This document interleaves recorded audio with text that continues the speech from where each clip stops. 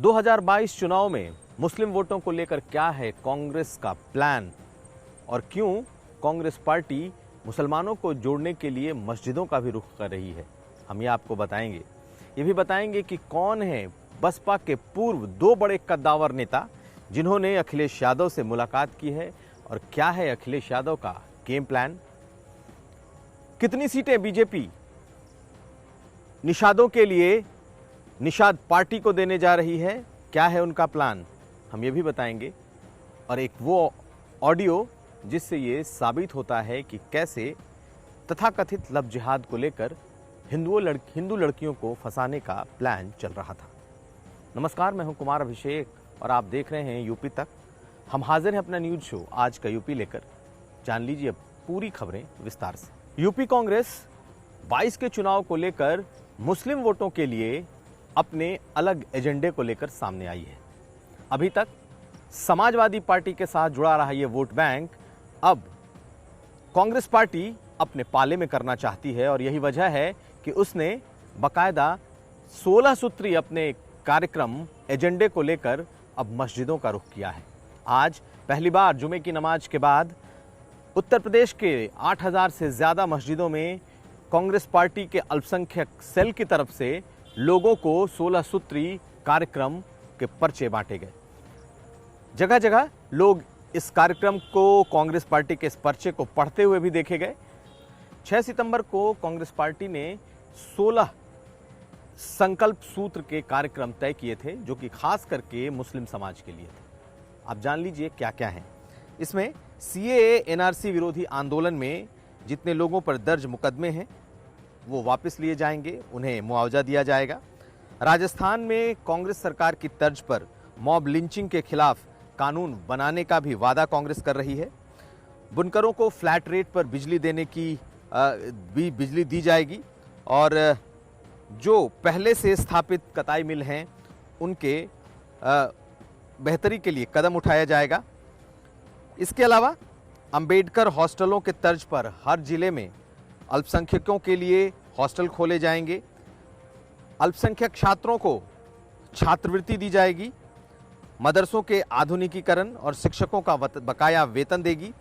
लेकिन इनके अलावा सबसे बड़ी जो बात है वो ये कि अखिलेश यादव सरकार में हुए सभी छोटे बड़े दंगों की न्यायिक जांच कराई जाएगी। इसके अलावा 1992 में कानपुर में हुए दंगे की जांच के लिए गठित माथुर कमीशन की जो रिपोर्ट है, जिस पर कि सपा और बसपा सरकारों ने दोषियों के खिलाफ कोई कार्रवाई नहीं की थी और दोषी बरी हो गए थे, उसे दोबारा से कांग्रेस की सरकार आई तो खोलकर दोषियों को सजा दी जाएगी।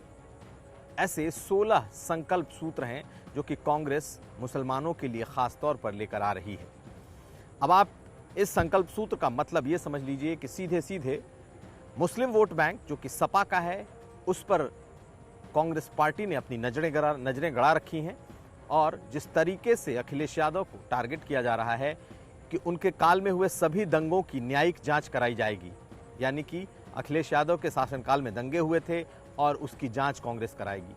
1992 के कानपुर दंगे का जिक्र है जिसमें ज़्यादातर जो दोषी हैं वो बरी हो गए, 50 लोगों की मौत हुई थी, माथुर कमीशन की रिपोर्ट थी। कांग्रेस अब उस 1992 के दंगे के मुद्दे को भी मुसलमानों के बीच लेकर के जा रही है। यानी कि इस वोट बैंक के लिए पूरी लड़ाई कांग्रेस अब सीधे सीधे समाजवादी पार्टी से लड़ने के मूड में है और आज यही दिखाई भी दिया। चलते हैं अगली खबर की तरफ। अखिलेश यादव ने आज एक फोटो ट्वीट किया और इस फोटो में वो 2 लोगों के साथ बैठे हुए दिखाई दे रहे हैं। हालांकि जब दूसरी फोटो आई तो उसमें 4 और लोग दिखाई दे रहे हैं, लेकिन ये 2 फोटो में जो लोग अखिलेश यादव के साथ दिख रहे हैं वो बेहद ही महत्वपूर्ण है। ये हैं लालजी वर्मा और रामअचल राजभर। याद करिए, कुछ महीने पहले मायावती ने इन दोनों को अपनी पार्टी से निकाल दिया था। लालजी वर्मा 5 विभागों के मंत्री रह चुके हैं मायावती सरकार में, विधानमंडल दल के नेता रहे हैं। इसके अलावा कई बार मायावती के साथ मंत्री रहे हैं, यानी कि सबसे कद्दावर नेताओं में से एक रह चुके हैं। रामअचल राजभर बीएसपी के पूर्व प्रदेश अध्यक्ष रहे हैं, मंत्री रहे हैं और ये दोनों नेता मायावती के बाद कभी दूसरे और तीसरे नंबर की हैसियत रखते थे। दोनों अंबेडकर नगर के इलाके से आते हैं और दोनों का अपनी इलाके के जातियों पर बड़ी पकड़ मानी जाती है। लेकिन मायावती ने यह कहकर इन दोनों को निकाला कि इन दोनों लोगों ने पंचायत चुनाव में पार्टी की खिलाफत की थी और राज्यसभा के उनके कैंडिडेट को हराने में ये लोग आगे थे। बाद में इनकी तरफ से कई बार ये कोशिश हुई कि मायावती मान जाएं, लेकिन मायावती नहीं मानी। और आज ये तस्वीर बहुत कुछ कहती है। ये दोनों आने वाले दिनों में समाजवादी पार्टी का दामन थामेंगे और उस इलाके में समाजवादी पार्टी के लिए ये एक बड़ा तोहफा साबित हो सकते हैं। दरअसल पिछड़ी जातियों और अति पिछड़ी जातियों में दमदार धमक रखने वाली ये दोनों नेताओं के आने से समाजवादी पार्टी को एक बूस्ट मिलेगा। समाजवादी पार्टी के लिए ये एक बड़ा कैच माना जा रहा है।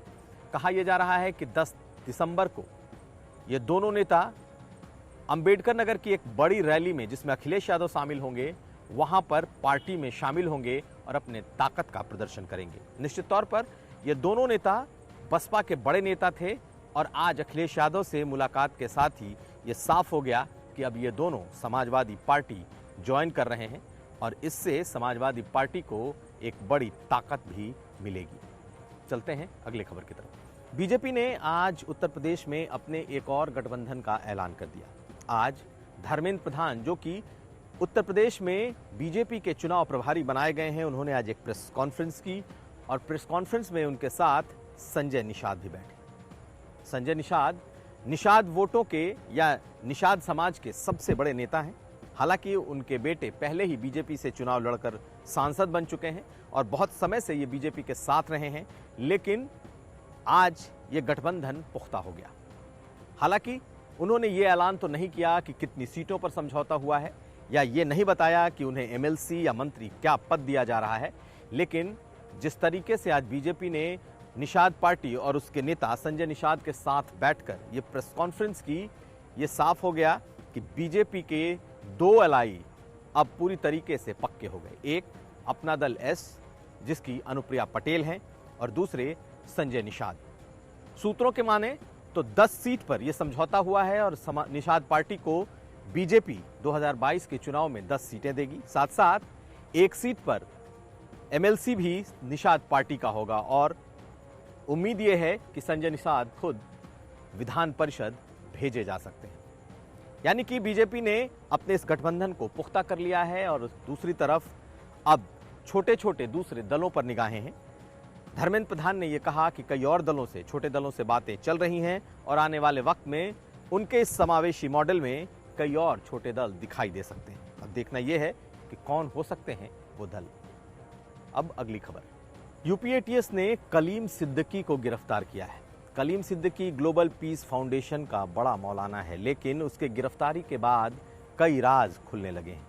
किस तरीके से धर्मांतरण के लिए, खासकर हिंदू लड़कियों को बरगलाकर, फुसलाकर धर्मांतरण के लिए आगे किया जाता था, किस तरीके से हिंदू लड़कियां टारगेट की जाती थीं, इसका खुलासा एटीएस को जो ऑडियो क्लिप मिले हैं बातचीत के, उससे हुआ है।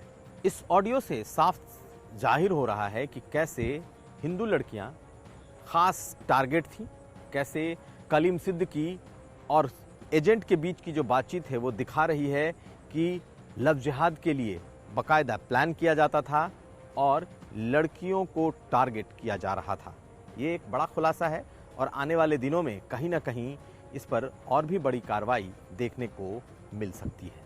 तो ये था हमारा न्यूज़ शो आज का यूपी। हम फिर हाजिर होंगे, लेकिन जाने से पहले हम आपको बता दें कि हमारा वेबसाइट www.uptak.in आप लॉगिन करना ना भूलें, क्योंकि आप खबरें न सिर्फ आपके देखने के लिए होंगी, बल्कि आप हमारी खबरों को तफसील से पढ़ भी सकते हैं।